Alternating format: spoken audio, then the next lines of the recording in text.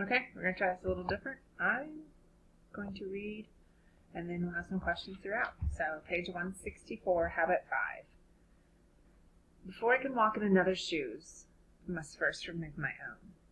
Let's say you're buying a new phone. The salesman asks, "What kind of smartphone are you looking for?" "Well, I'm looking for something that costs—" "I think I know what you'd like," he interrupts. "Everyone is getting this new one. Trust me." He rushes off and comes back with the sleekest, slimmest smartphone you've ever seen.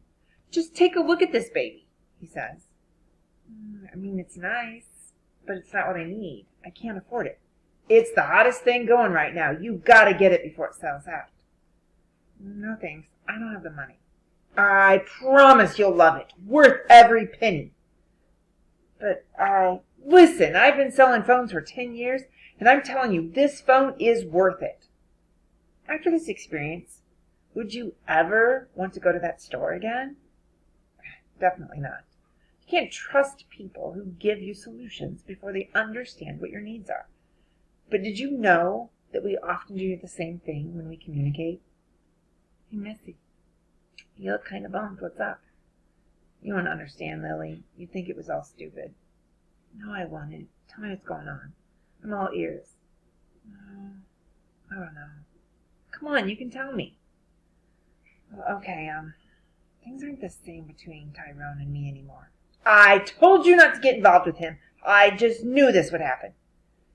"Tyrone's not the problem." "Listen, Missy, if I were you, I'd just forget about him and move on." "But Lily, that's not how I feel." "Believe me, I know how you feel. I went through the same thing last year with Zach. Don't you remember? It practically ruined my entire year."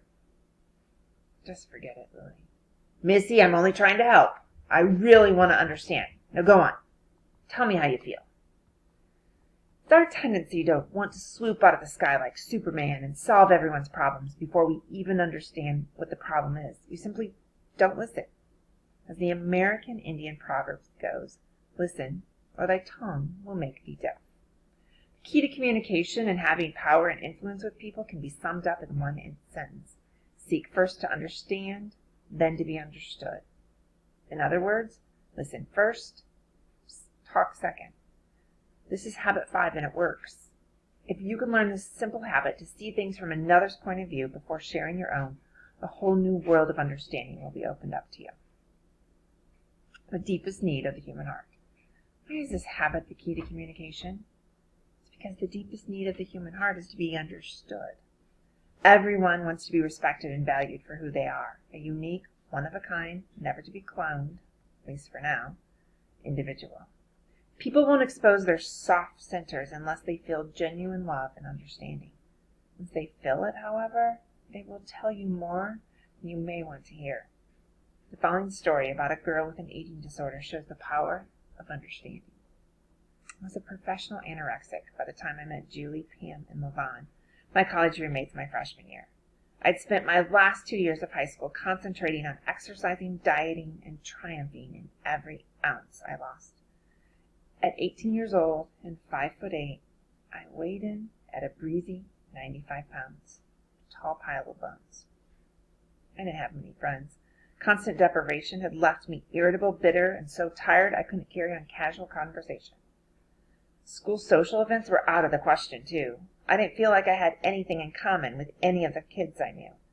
A handful of loyal friends really stuck it out with me and tried to help, but I tuned out their preachy lectures about my weight and chalked it up to jealousy. My parents bribed me with new wardrobes. They badgered me and demanded that I eat in front of them. When I wanted, they dragged me off to a series of doctors, therapists, and specialists. I was miserable and convinced my whole life was going to be that way. Then I moved away to attend college. The luck of the draw settled me into a dormitory with Julie, Pam, and LaVon, 3 girls who made my life worth living again. We lived in a tiny cinder block apartment, where all my strange eating patterns and exercising neurosis were right out in the open. I know they must have thought I looked strange with my sallow complexion, bruises, thinning hair, and jutting hips and collarbones. When I see pictures of myself at 18, I'm horrified at how terrible I looked. But they weren't. They didn't treat me like a person with a problem. There were no lectures, no force feeding, no gossiping, no browbeating. I almost didn't know what to do. Almost immediately, I felt like one of them, except that I didn't eat. We attended classes together, found jobs, jogged in the evenings, watched television, and hung out on Saturdays. My anorexia, for once, was not the central topic.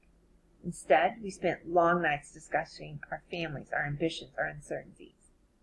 I was absolutely amazed by our similarities.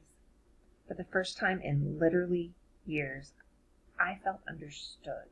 I felt like someone had taken the time to understand me as a person instead of always trying to fix my problem first. To these three girls, I wasn't an anorexic needing treatment. I was just the fourth girl. As my sense of belonging grew, I began to watch them. They were happy, attractive, smart, and occasionally they ate cookie dough right out of the bowl. I had so much in common with them. Why couldn't I eat 3 meals a day too? Pam, Julie, and Levon never told me how to heal myself. They showed me every day, and they really worked to understand me before trying to cure me.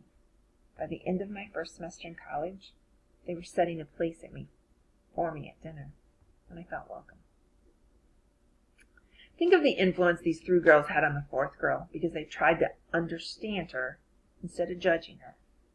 Isn't it interesting that once she felt understood and not judged, she immediately dropped her defenses and was open to their influence? Contrast that with what might have happened had her roommates turned preachy on her. Have you ever heard the saying, people don't care how much you know until they know how much you care? So true. Think about a situation when someone didn't take the time to understand or listen to you. Were you open to what they had to say? While playing college football, I developed some severe arm pain in my bicep for a time. It was a complex condition, and I tried a number of techniques to fix it.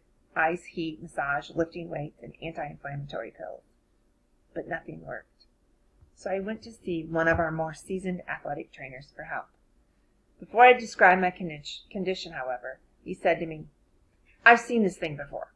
This is what you need to do." I tried to explain more, but he was already convinced he knew the problem.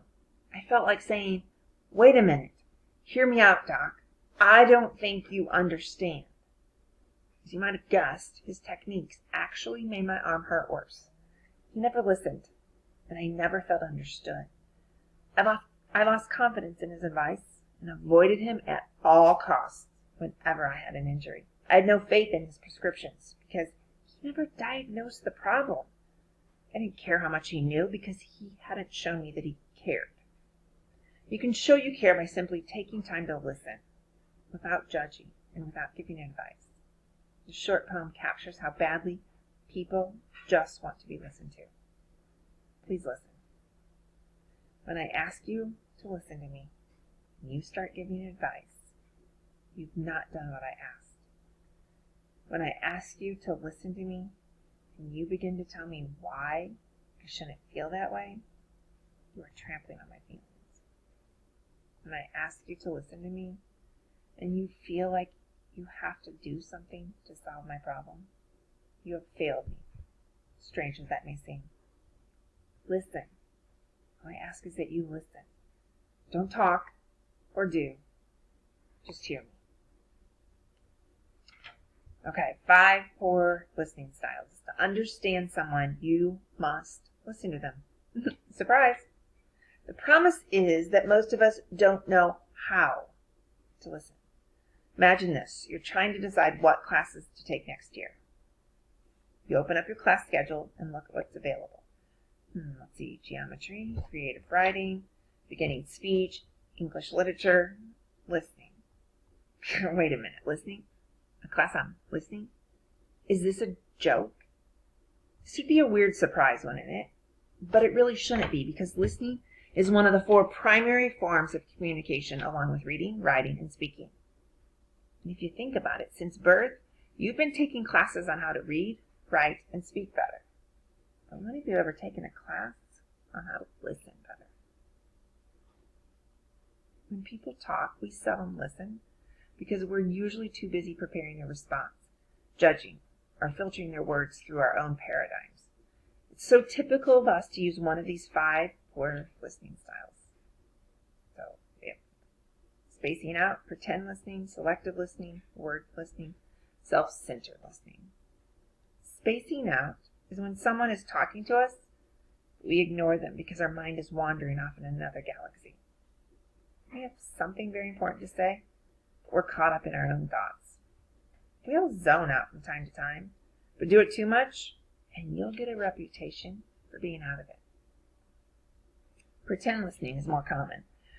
We still aren't paying much attention to the other person, but at least we pretend we are by making insightful comments at key junctures, such as, yeah, cool. Or throwing in an LOL here and there when you're chatting online. The speaker will usually get the hint and will feel that he or she is not important enough to be heard. Selective listening is where you pay attention only to the part of the conversation that interests you. For example, your friend may be trying to tell you how it feels to be in the shadow of his talented brother in the Army. All you hear is the word Army and say, "Oh yeah, the Army. I've been thinking a lot about it lately." Since you'll always talk about what you want to talk about instead of what the other person wants to talk about, chances are you'll never develop lasting friendships. Word listening occurs when we actually pay attention to what someone is saying. We listen only to the words, not to the body language, the feelings, or the true meaning behind the words. As a result, we miss out on what's really being said. Your friend Kim might say to you, "What do you think of Ronaldo?" You might reply, "I think he's pretty cool." But if you had been more sensitive and listened to her body language and tone of voice, you would have heard that she's really saying, "Do you think Ronaldo likes me?" If you focus on words only, you'll seldom be in touch with the deeper emotions of people's hearts. Self-centered listening happens when we see everything from our own point of view. Instead of standing in another's shoes, we want them to stand in ours. This is where sentences like, "Oh, I know exactly how you feel," come from. We don't know exactly how they feel. We know exactly how we feel, and we assume they feel the same way we do, like the salesman who thinks you should buy the newest phone so he can make a buck. Self-centered listening is often a game of one-upmanship, where we try to one-up each other as if conversations were competition. "You think your day was bad? That's nothing. You should hear what happened to me." When we listen from our point of view, we usually reply in one of three ways, all of which make the other person immediately close up.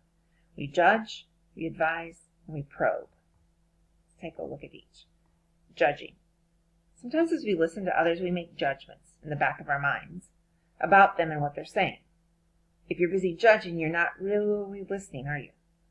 People don't want to be judged. They want to be heard.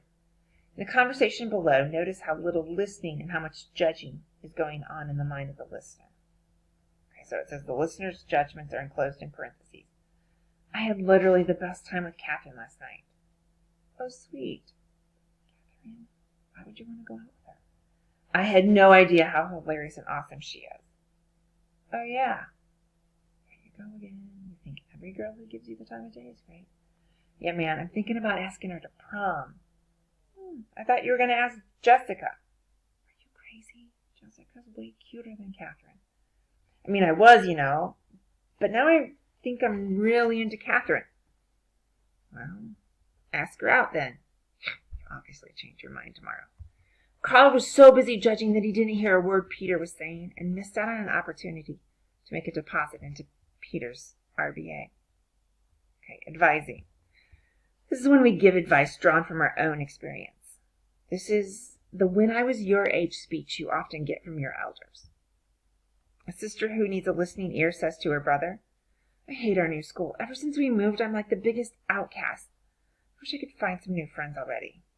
Instead of listening to understand, the brother reflects upon his own life and says, "No, you need to start meeting new people and get involved in sports and clubs like I did." Little sister didn't want any advice from a well-intentioned brother, no matter how good it was. She just wanted to be listened to, for heaven's sake. When she felt understood, only then would she be open to his advice. Big brother blew it. Big brother blew a big chance for a big deposit.